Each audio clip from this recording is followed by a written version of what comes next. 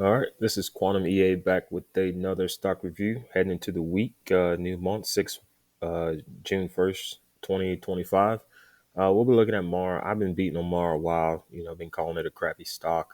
It's just been getting hammered. I remember when this thing was trying to stay above 20. Now it's just trying to stay above 15. But anyways, looking into the week, we got the OI for next week's expiry. And we can see there is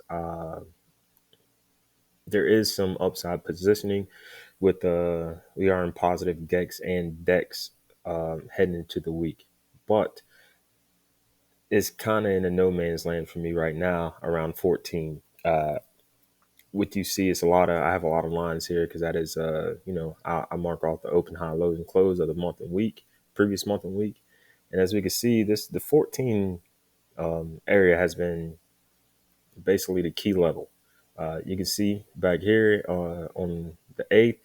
It held, and finally exploded up to that, and it stayed above that. Now it's coming back down uh, to that area where it absolutely skyrocketed from last month.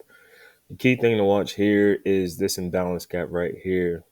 Does it come back and fill this gap around 13, which would be around where some of the negative OI is before bouncing back up? Or does it use this same exact level as it did on an 8th and act like a springboard and push back up into our next level, which is 1521?